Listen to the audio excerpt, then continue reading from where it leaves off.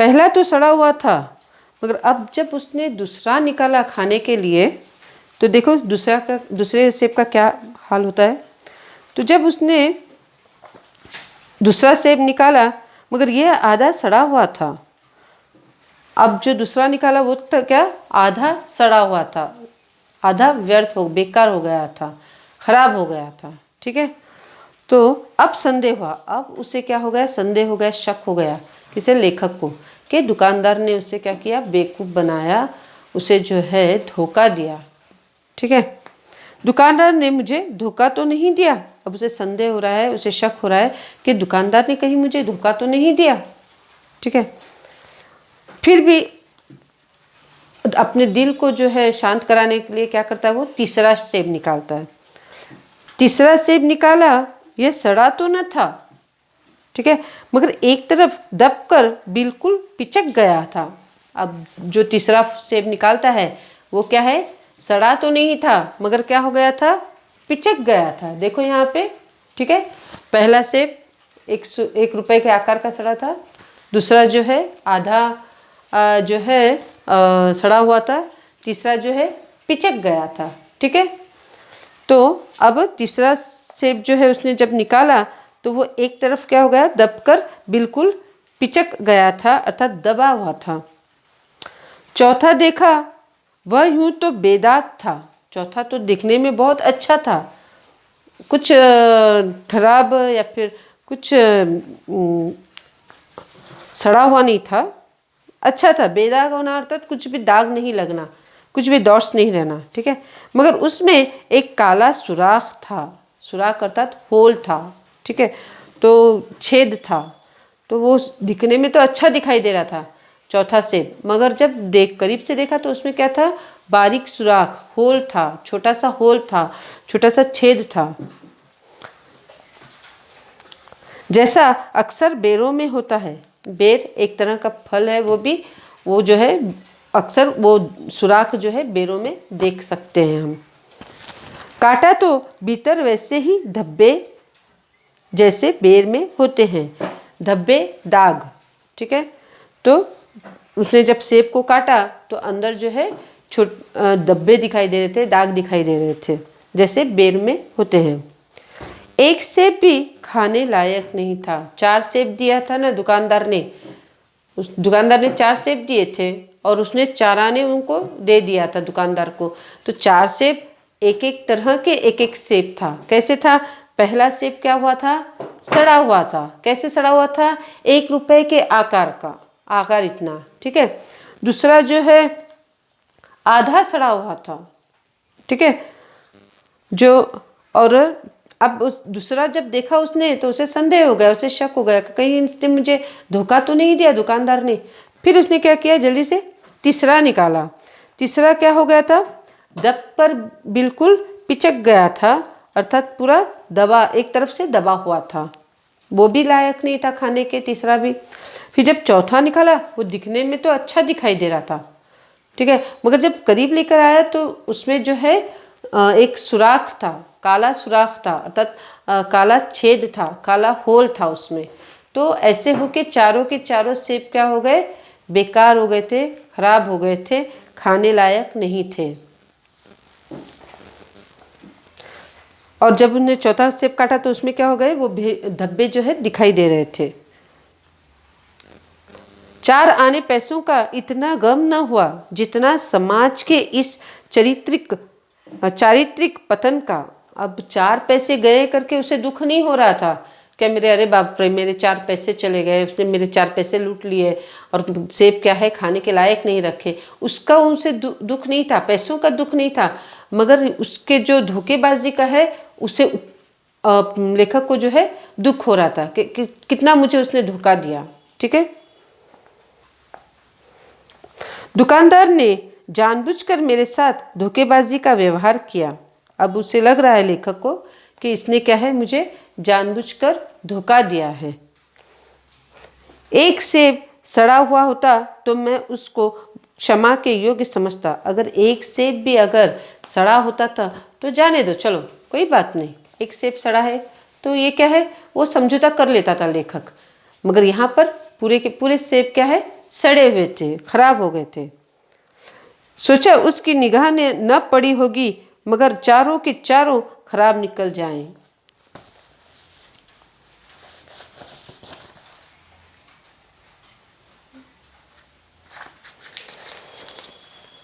चारों की चारों खराब निकल जाएं, ये तो साफ धोखा है। अब ये एक सेब अगर खराब हो गया तो समझेंगे कि चलो बाबा उसकी नज़र नहीं पड़ी होगी, उसने देखा नहीं होगा। मगर यहाँ पे चारों के चारों सेब खराब हो गए, अर्थात उसने क्या किया, उसे पूरी तरह से धोखा दिया लेखक को। मगर इस धोखे में मेरा भी सहयोग है। अब कह रहे हैं लेखक, एक्सेप्ट कर रहे हैं कि मैंने जो ये धोखा खाया तो इसमें क्या है, मेरी भी कुछ गलती है, मेरे कारण भी कुछ ये धोखेबाजी हो गई है। तो यहाँ पे सहयोग का अर्थ है मेरी भी कुछ गलती थी। मेरा उसके हाथ में रुमाल रख देना मानो उसे धोखा देने की प्रेरणा थी। गलती सबसे पहले मैंने क्या की, उसे रुमाल दे दिया। उसको मैंने क्या किया, धोखे देने का क्या हो गया, तैयारी कर दिया था, चांस दे दिया मैंने धोखा देने की। तो सबसे पहला मैंने क्या की गलती, रुमाल उसको देना। उसने भांप लिया कि यह महाशय अपनी आँखों से काम लेने वाले जीव नहीं है।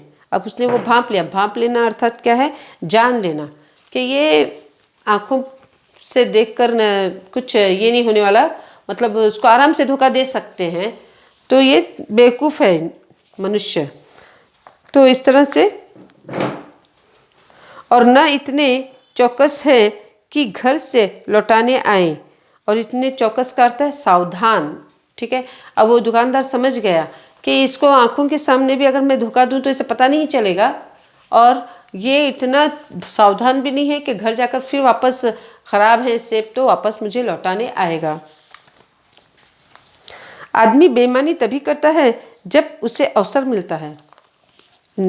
मनुष्य जो है बेईमानी कब करता है, जब उसे क्या हो जाता है, चांस मिल जाता है, अवसर मिल जाता है बेईमानी करने का।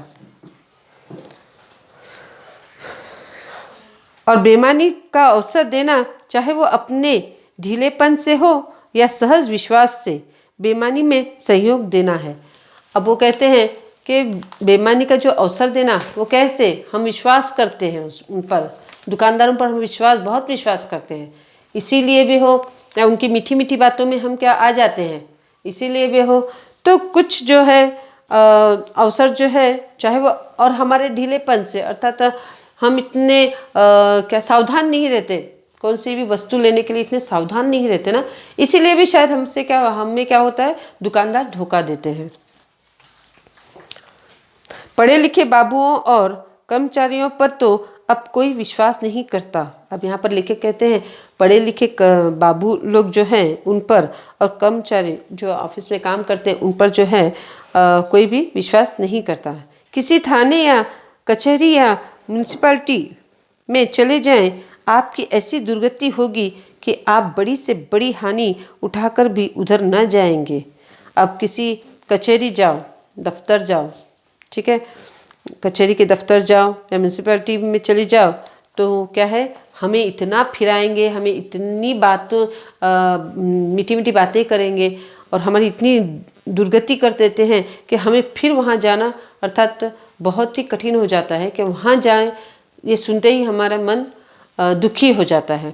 तो यहाँ पर लेखक वही कहते हैं कि हमें बहुत हानि हो जाती है ऐसे कर्मचारियों के पास, या कचहरी या म्यूनिसिपैलिटी वालों के पास जाते हैं तो हमें बहुत हानि खानी पड़ती है। पहले ऐसा नहीं था। अब पहले के युग में जो है बहुत विश्वास रहता था दुकानदारों या जो खरीदते हैं उनको सभी पर जो है एक दूसरे के ऊपर बहुत ही विश्वास होता था। कभी कोई खरीदार वाले को भी धोखा नहीं देते थे, बहुत ईमानदारी से सौदा किया जाता था, लेन देन की जाती थी। तो यहाँ पर पहले के युग के बारे में बता रहे हैं लेखक। पहले ऐसा नहीं होता था। व्यापारियों की साख बनी हुई थी। साख का मतलब लेन देन देना, मतलब खरीदार जो है कोई वस्तु खरीदने जाता था तो 1 पैसा 2 रुपया ऐसा कम भी हो जाए या ज़्यादा भी दे जाए तो ज़्यादा देने से वो वापस हम आए तो वापस देते थे, एक कम ज़्यादा हो जाता तो चुप रहते थे, वो चुप रहते थे, हम चुप रहते थे, ऐसे धोखेबाजी नहीं होती थी। यहाँ पर लेखक ही कह रहे हैं कि लेन देन होता रहता था। अब हम भी जो है कहीं से हम रोज़ जो हर महीने के जो सौदा लाते हैं वहाँ पे हमें 10 रुपया बोलो या फिर 20 रुपया बोलो कम हो जाते हैं, तो दुकानदार क्या कहता है, रहने दो भाई, जब नेक्स्ट टाइम आओगे तो दे देना। ये एक भरोसा रहता था, एक संबंध रहता था, ये विश्वास का संबंध रहता था। या फिर हम कभी ज़्यादा दे आते थे तो वो क्या करता था, नेक्स्ट टाइम हम चले गए, अगली बार जब चले जाते थे तो वो ईमानदारी से कहता था कि तुमने पिछली बार जो है 20 रुपया ज़्यादा छोड़ दिया था, ये लो आपका रुपया। तो ये ईमानदारी, ये विश्वास पहले के युग में रहा करता था। अब नहीं, अब सब एक दूसरे को धोखे देने में लगे हुए हैं। तो यहाँ पर लेखक वही कह रहे हैं कि व्यापारियों की साख बनी हुई थी, अर्थात लेन देन चला रहता था। यूं तौल में चाहे चटाक आध चटाक कस ले, अर्थात जब वज़न करने का टाइम होता था तो ज़्यादा कम वज़न हो जाता था, तो उसमें कोई बात नहीं रहती थी। लेकिन आप उन्हें 5 की जगह भूल से 10 के नोट दे आते तो आपको घबराने की कोई ज़रूरत न होती थी। तो उस वक्त जो है वज़न में जो है कोई भी एक चटाक आधा चटाक ज़्यादा कम हो जाए तो कोई बात नहीं होती थी। और क्या होता था, गलती से हम जब 5 की जगह 10 की भी नोट देकर आते थे, 10 रुपया भी देकर आते थे, तो घबराने की कोई बात नहीं होती थी, क्योंकि वो उस समय जो है उतनी ईमानदारी रहती थी लोगों में। ठीक है, आपके रुपए सुरक्षित थे। मुझे याद है एक बार तो वो क्या है, उसके पास, वो दुकानदार के पास क्या होते थे, वो पैसे सुरक्षित रहते थे, वो कभी धोखा नहीं देता था। मैंने कहा ना अभी अगली बार जब हम जाते थे तो भी क्या होता था, वो याद से हमें लौटाता था। लेखक का कहना यह है कि इतनी ईमानदारी उस समय थी। अब वो अपनी एक कथा सुना रहे हैं कि उनके साथ क्या हुआ।